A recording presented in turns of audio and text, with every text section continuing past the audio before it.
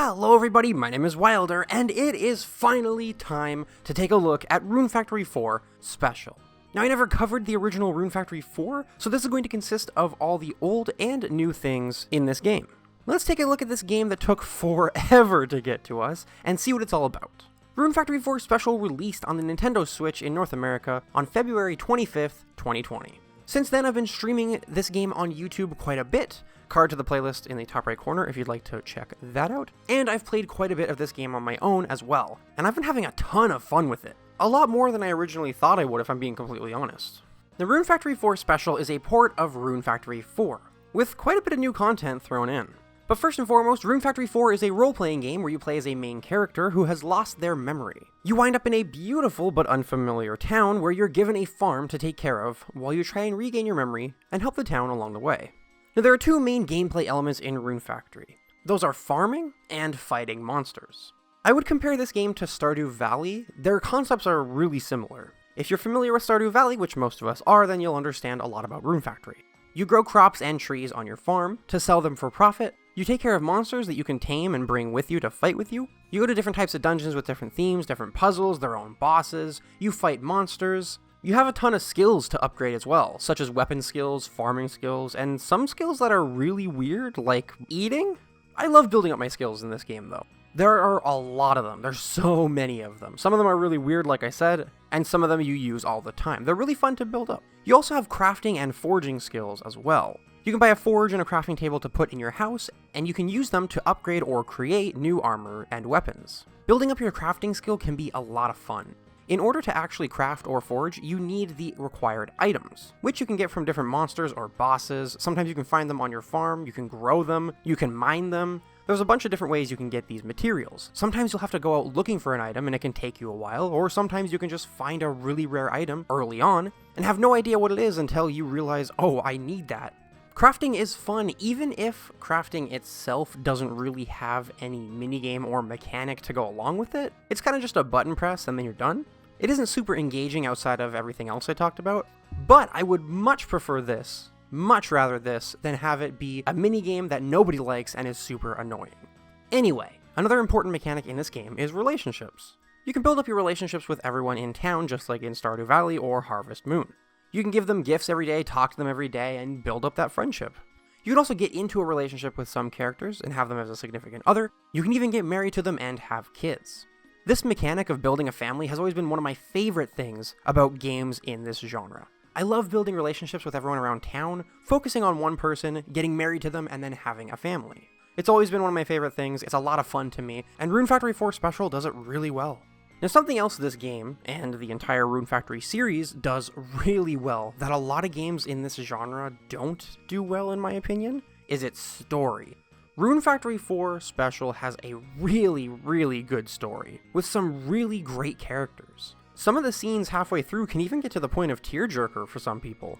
Now, I'm not going to get into the plot of this game in case anyone hasn't played it. I don't want to take that away from you, I don't want to spoil it, but I think it's really good and it has a lot to offer. I think no matter who you are, this story has something for you.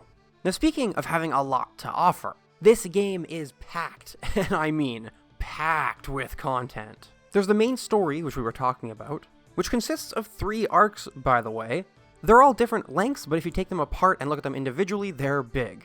There are multiple dungeons with their own themes, their own puzzles, and they have their own bosses at the end. There's a ton of side events to trigger, all about the townsfolk and their adventures in town throughout their life. There are events and cutscenes to trigger for specific characters before you can marry them. This game has a ton of content in it, with just these events alone. This isn't even mentioning all the other mechanics I've been talking about. Just these events alone brings a lot to the table. If you're someone who puts value on a game based on how much time you will spend playing it, like how some people put hours to dollars, or based on how much content you will actually play yourself, I can confidently say that you are covered for this game. This game has a lot of content. But there is a big problem with quite a few of these events, and that is actually triggering the events themselves.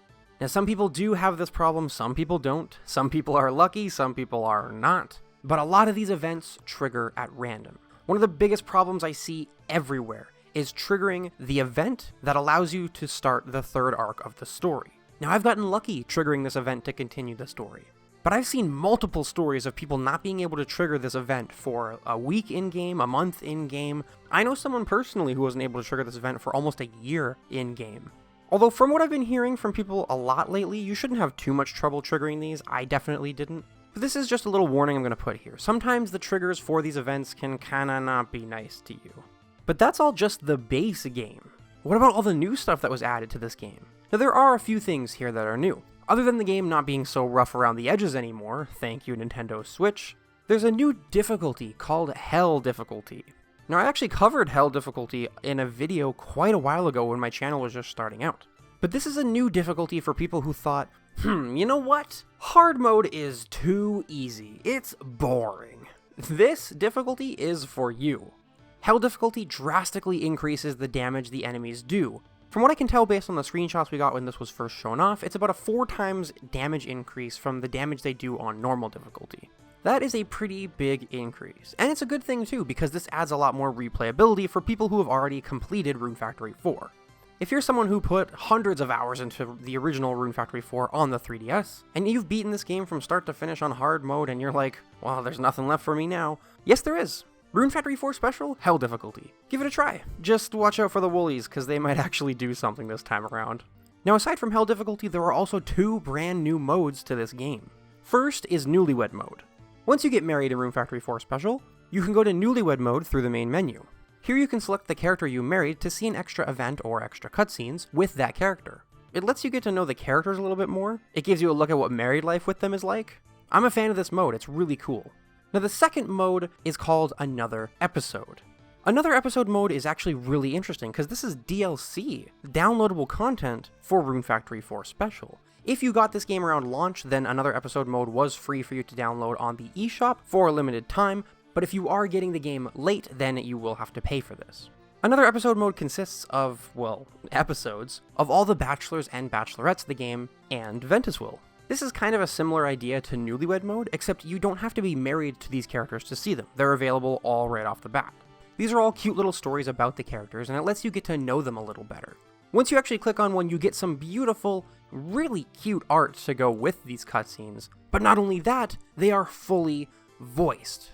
Every piece of dialogue is fully voiced in these. It's actually really crazy to hear. If you're someone who likes to learn more about characters in games, you like to get a little more personality added to them, then Another Episode mode is definitely for you. You will love this. I highly recommend it if you don't have it. Rune Factory 4 Special is a really fantastic game. It does a lot of things right, it knows what kind of game it wants to be, and the most important thing is, it's just fun. Like, it's really fun. That's the most important thing for a game for me. However, I do have a few problems with it. It's not perfect. The difficulty spike in this game hits you like a boss.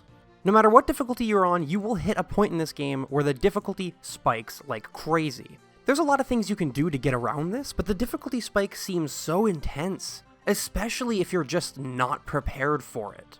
It's a little too much in my opinion. I mean, you can get around it with a little bit of work, but it's just a little much. The difficulty spike is kind of crazy. On the same note, crafting and foraging, as fun as they are, as much as I like them, if you don't stay on top of them, if you don't keep building that skill, you don't keep unlocking new weapons, new armor, you can make this game unbearably difficult for yourself. Now this is kind of an obvious one. You know, of course you want to stay on top of the crafting and foraging skills. You want those better weapons and armor. But my problem with it is that if you're not on top of it 24/7, the game really punishes you for it. It's a little too intense in my opinion, but like I said, if you stay on top of this, then this and the difficulty spike problem isn't really an issue anymore. My problem is just that you can't afford to not put time into this, and that kinda sucks. It does limit how you're able to play in some ways, but then again, maybe this is just a me problem. Let me know in the comments down below. Speaking of punishing though, Jones. Do I need to say any more? Just Jones. If you die in this game, right? Your HP hits 0, you die. You don't get a game over screen, you appear in the clinic. Now if Nancy wakes you up, the nurse in the clinic, she'll send you on your way happy and healthy, and you can go home. But if you get the unfortunate luck to get Jones, the doctor, who will heal you and wake you up, he will charge you an immense amount of money for saving your life. It is criminal how much he charges you. Welcome to America. And it seems like the more money you have, the more money he charges you. It's never a set rate. Now I'm all for punishments in video games when you die. It just makes sense. If you're never afraid to die, there's nothing on the line, there's no difficulty, no risk. But the amount of money that Jones charges you, this is too much. This is absolutely insane. Jones has become such a meme and a joke in the Rune Factory community. I actually kind of love it. Now speaking of characters, here's a problem that a lot of people agree with. Everyone always talks about this. There are a lot of characters in this game that you just cannot marry that I really, really wish you could marry. Really wish you could be in a relationship with a lot of them. A lot of people in the Rune Factory community talk about marrying just about every character in this game. Don't get me wrong, the marriage candidates we do have are amazing. They're really awesome characters, and there's a lot of variety throughout all of them, but I, along with a lot of other people, just kind of wish that there were a little more. Not new characters, but characters we already have that you could marry. That one's not really a problem, that's more of like a want, but I decided to put it here anyway. I know a lot of people know what I'm talking about. And last, but certainly not least, is the lack of a good, or any, multiplayer mode in this game. Rune Factory 4 Special has no multiplayer, which shocks me a lot. Rune Factory 3 had an awesome multiplayer. It had a special dungeon that you could go into with friends to farm materials or levels. It was fun, it was awesome, you could really exploit it because time did not move in your town while you were in there. There were a lot of exploits to be had. I know some people don't like that, but I'm personally someone who does not mind exploits in games. But exploits aside, it was still just really cool to go into a dungeon with your friends. I wish that Rune Factory 4 had this, but at the very least, I wish that Rune Factory 4 had item trading. Item trading would be super useful in this game for crafting, or, you know, getting endgame weapons for the first dungeon in the game. I would totally do that.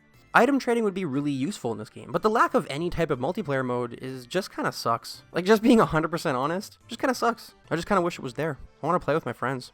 I don't have a lot of problems with Rune Factory 4. This game is near perfect. It does a lot of things right, like I said before. It also knows what kind of game it wants to be. It's a lot of fun. And Rune Factory 4 Special adds quite a bit of new content to it. Now this game, and this genre specifically, is not for everyone. If you are on the fence about getting this game though, if you're even a little bit interested, I say go for it. If this is the type of game that can catch your interest even a little bit, go for it. You'll love it. It has a ton of content, it has a really nice, big story, really cool characters, lots of fun gameplay mechanics. And putting the fact that I've been covering this game on this channel here for like a year now aside, this game on its own is just really good. I love it a lot. But that's going to be all from me today. Do you have Rune Factory 4 Special? Did you decide not to get it and are still playing the 3DS version? Why or why not? Let me know in those comments down below. Don't forget to leave a like if you enjoyed this video. All links are down in the description along with the names of my wonderful, amazing patrons. Thank you all so much for watching, and as always, I will see you in the next one.